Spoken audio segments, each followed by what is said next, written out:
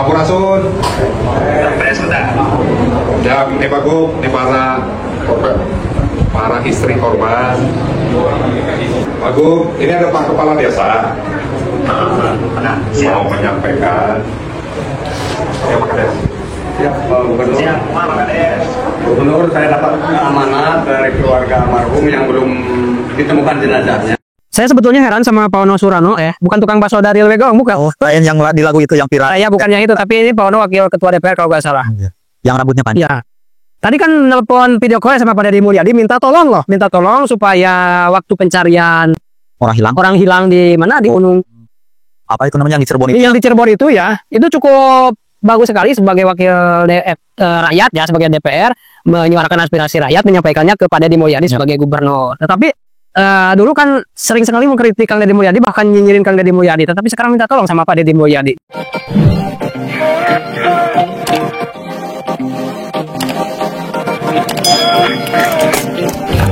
Pak Gubernur, izin video call saya dengan korban yang minta perpanjangan. Izin video call, Pak Gub.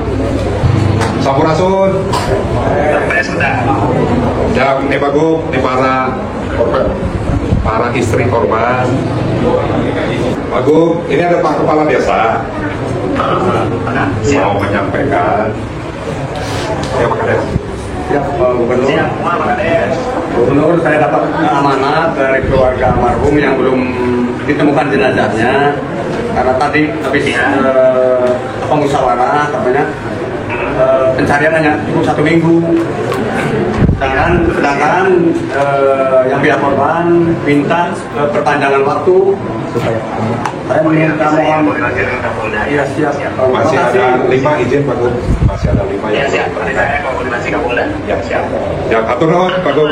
Ya, atur nuhun. Mudah-mudahan di ACC sudah setuju akan menghubungi Pak Kapolda, nanti satu Pak Kapolda juga. Ya.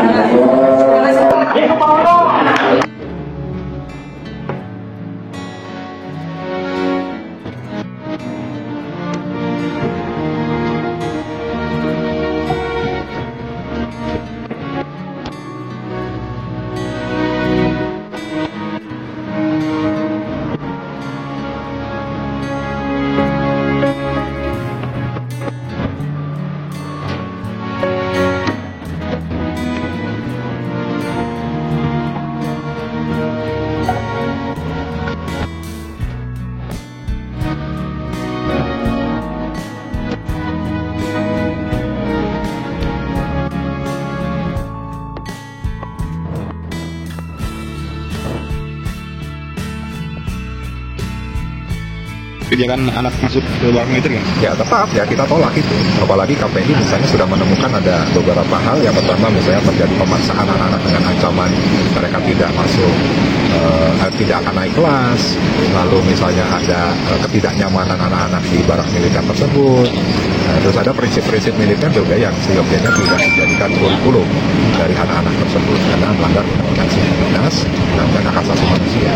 Jadi pada saat KPI yang merupakan lembaga pengawas terkait dengan perlindungan anak menyampaikan seperti itu, ya saya sendiri ya pasti akan mendukung KPI untuk merekomendasikan gubernur menghentikan dan lebih memprioritaskan sekolah-sekolah khusus, pendidikan khusus yang sudah diatur oleh Undang-Undang Sistem Pendidikan Nasional, oleh Perda Pendidikan Jawa Barat, oleh Pergub penyelenggaraan pendidikan khusus.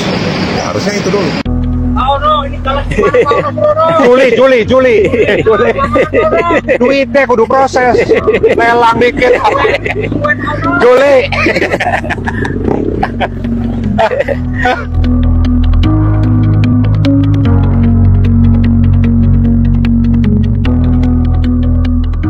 Gimana itu ya? Kok bisa? Ini menurut saya, Ya.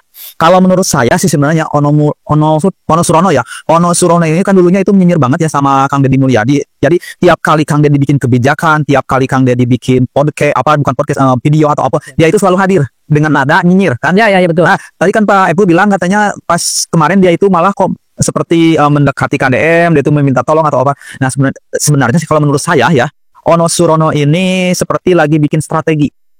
Dulu kan dia itu elektabilitas, bukan elektabilitas, tapi namanya itu udah di mata masyarakat itu udah gimana ya? Udah gak ada, kayak gak ada harganya lagi. Iya, negatif ya. Udah negatif terhadap masyarakat. Nah sekarang dia itu ya, Ono Surono itu kayaknya lagi menaikkan lagi citranya itu di hadapan, Memperbaiki citra karena menaikkan namanya udah berhasil. ya udah berhasil. Jadi kan kalau dulu Dulu kan nggak bisa, nggak tahu saya juga ya. iya, dulu kan gak tahu ya orang-orang itu siapa sih Ono Surono itu gak tahu. Sekarang dengan dia nyinyir, orang-orang pada tahu dan pada nyinyir kepada dia semua. Nah setelah dinyinyir, dia itu sekarang lagi mau naikin citranya lagi supaya bagus di masyarakat. Ya, seperti itu. Jadi strateginya itu memang naikin dulu nama ya. Nggak peduli apakah naikinnya dengan cara bagus atau tidak, namanya jelek nggak apa-apa. Ya. Untuk kemudian kalau sudah naik namanya nanti ya perbaiki lagi ya. Nah seperti itu. Gitu ya. Menurut hukum politik. Kalau menurut politik emang politik seperti itu. Tetapi ada jalur politik yang baik, ada yang buruk juga kan? Ya namanya politik nggak ada yang baik, ada yang buruk. Emang jalurnya seperti itu semua. Saya, kalau menurut saya ya, yang namanya politik itu nggak ada teman abadi, nggak ada saudara abadi nggak ada ya. Tapi semuanya itu tergantung ke apa namanya itu, tergantung kebutuhan. Kebutuhan. Ya, Berarti jangan baperan ya. Orang yang baperan itu nggak cocok di politik berarti. Jadi misalkan sekarang dia itu kemarin kan nyinyir banget sama KDM. Nah ya itu politik. Ya, nanti setelah itu pasti di belakang mereka itu ngobrol bareng-bareng seperti itu. Ya itulah seperti itulah kalau politik. Berarti strategi Pak Ono itu berhasil dong. Ya boleh dikatakan berhasil ya Pak Ono ini. Jadi pertama dia itu udah masyarakat Jawa Barat ya intinya udah pada kenal semua ya bahwa Pak Ono itu seperti ini udah pada kenal. Setelah itu dia itu sekarang lagi naikin citranya lagi. Citra, bukan Citra Pangandaran ya. Bukan Bu Citra ke Bupati Pangandaran depan. Tapi dia itu lagi naikin yang namanya kepercayaan publik lagi ya. Jadi dulu kan kepercayaan publik terhadap Pak Ono itu udah intinya udah gak dianggap lagi lah sama. Udah jelek karena rajin mengkritik dan nyinyirin Kang Deddy Mulyadi. Nah sekarang dia itu lagi naikin lagi gitu. Sekarang kan udah gak dikenal dia itu sama masyarakat. Betul. Kalau dinaikin lagi minimal lah masyarakat yang dulunya nyinyir itu udah mulai pada lupa lagi sama nyinyirannya yang dulu. Ya, Itulah seperti itu. karena sekarang mempertunjukkan visual-visual yang bagus ya terkait Kang Deddy Mulyadi. Apalagi kalau saya Menyampaikan aspirasi. kalau saya lihat ya di apa namanya di TikToknya ya, di Ono Surono itu coba lihat yang komen-komen yang membaguskan Kang Ono sepertinya itu banyak buzzer ya. Buzzer ya. Buzzer. Sepertinya itu banyak buzzer karena apa namanya ya Dari akunnya ya. dari akunnya akun privasi terus pengikutnya cuma 0 terus nggak jelas kayak gitu. Apakah ini akun buzzer atau apa? Seolah-olah kan Pak Ono itu wah bagus banget atau apa seperti itu. Apakah Ya memang saya juga pernah mendengar ada satu konten juga yang membahas tentang itu, membongkar itu. Dan memang saya juga melihat komenan-komenan dari video Pak Ono. Saya juga kan dari dulu sering ya mempelajari ini akunnya buzzer atau bukan. Saya pastikan juga buzzer sih sebetulnya. Tetapi bolehlah orang politik seperti itu menurut saya mah. ya. Tapi apa namanya? Walaupun itu benar buzzer, ya itu emang strategi untuk menaikkan apa namanya kepercayaan masyarakat lagi. Yang dulunya dia itu dinyinyir di apa sekarang mau naikkan citra publik lagi terhadap dia tuh. Ya seperti itu. Boleh-boleh saja sih. Ya boleh-boleh saja dalam politik ya. Iya, tetapi sekarang sayangnya dengan strategi itu masih tetap masyarakat itu tahu. Ya udah tahu sih. Tahu dan masyarakat sekarang membutuhkan action. Nah, iya. Ya makanya hadirlah Kang Deddy Mulyadi ketika para pejabat, para elit-elit yang hanya omong-omong dari dulu sampai sekarang kan. Betul sekali. Dari dulu sampai sekarang kan sebelum datangnya Kang Deddy Mulyadi anak nakal itu kan seolah didiamkan. Iya benar-benar. Nggak ada itu ya. Tapi setelah ada yang action kok malah mereka yang nyinyir sementara masyarakat mengapresiasi, bahkan dari survei juga kepuasan masyarakat terhadap KDM itu bagus melebihi dari provinsi lainnya kan gitu. Sebenarnya kan problem di kita ya khususnya di Indonesia, ketika ada yang mau bergerak, ada yang mau action ya untuk sesuatu hal yang baik. Nah, maka di situ banyak banget para elit-elit yang akan menyinyir. Ya. Karena terganggu mungkin ya kepentingannya. Gak tahu terganggu, gak tahu apa. Sementara sebelum ada yang action, banyak kejadian-kejadian kok mereka itu pada abai, gak pernah dia itu komen ataupun apa. Apalagi KPI. Ya, misalkan di sekolah-sekolah banyak kejadian yang kurang mengenakan ataupun apa. Coba pernah gak ada KPI langsung turun tangan segitunya? Padahal kan di sekolah-sekolah misalkan banyak kejadian anak nakal ataupun apa, gak pernah. Atau gubernur sebelumnya ya. Ya, tapi sekarang ketika ada kebijakan gubernur seperti ini, seolah-olah why Seolah-olah mereka yang menghambat program ini. Ada udang di balik bakwan mungkin ya. Tapi memang kalau ditelusuri, nggak tahu kenapa mereka itu selalu saja seolah menghambat program Kang Deddy Mulyadi. Mereka itu mereka itu tidak melihat dulu apa yang dirasakan oleh masyarakat, apakah masyarakat puas atau tidak. Kalau masyarakat puas ya sebetulnya mereka harus dukung aja program itu kan. Berarti di sini yang pertama yang harus digarisbawahi berarti di sini para elit itu sebenarnya itu mereka punya kepentingan masing-masing. Jadi dia itu misalkan dia itu berpolitik. dari partai mana? Berarti dia kepentingannya hanya untuk partainya. Ya, seperti itu ya.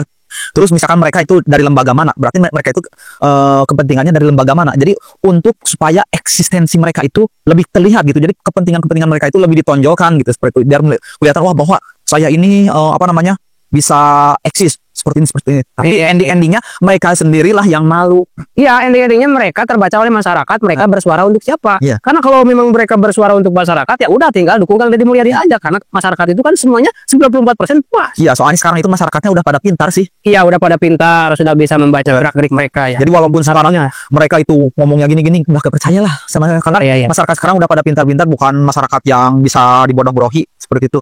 Masyarakat itu kan sekarang sudah bisa menilai dengan hadirnya Kang Deddy Mulyadi, banyak sekali orang-orang yang terganggu, terutama ya para penjaga status quo yang sudah terbiasa dengan birokrasi-birokrasi yang lama yang menguntungkan pihak mereka saja itu terganggu dengan hadirnya Kang Deddy Mulyadi. Dan dari dulu sampai sekarang nggak pernah ada orang yang mau merubah ke arah yang lebih baik. Muncullah Kang Deddy Mulyadi, kita sebagai masyarakat wajib mendukung. Karena mereka ini ya yang tadinya itu udah terlalu keenakan ya dengan status mereka itu sebagai apa-apa dengan pendapatannya, bukan pendapatan sih, dengan margin pendapatan yang main-main ya. Main-main sekarang dirubah sama Deddy Mulyadi. Udah. Katakanlah mungkin dana hibah kemarin ya mau diratakan ya semua pesantren baik yang punya jaringan ke DPR, ke Pemprov, itu sama dengan yang nggak punya jaringan sekolah juga. Itu saya cukup adil saya berpendapat seperti itu. Bagus, saya sangat mendukung. Dan itu kan karena ada juga pesantren yang menerima 50 miliar.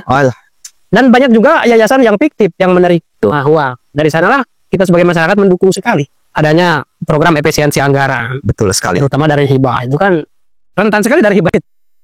Oke, tadi ini lagi bahas apa sih? Kan Pono Surono itu juga nyambung dengan dana hibah. Pasti nyambung dari PDIP, dari KPAI. Mereka itu kan KPAI, Pono Surono, terus Aura Cinta. Itu narasi-narasinya hampir sama. Mereka semua itu. Iya. Tentunya kita sebagai masyarakat waras harus melawan. Betul. Melawan hal-hal yang tidak logis gitu kan. Betul sekali. Ya, seperti itulah kehidupan di dunia perpolitikan. Kalau kita gak siap, jangan pernah terjun ke dunia politik. Ya, betul. Maka akan selalu makan api. Ya, bagi orang yang baperan, mendingan kalian itu jangan masuk ke dunia politik. Mendingan kalian jualan bakso. Kan pada lagunya Ono Surano bakal ngecak. Ono Surano, tukang bakso Tilewigo. Terima kasih sudah menonton. Jangan lupa like, subscribe, dan tekan tombol lonceng. Bye bye.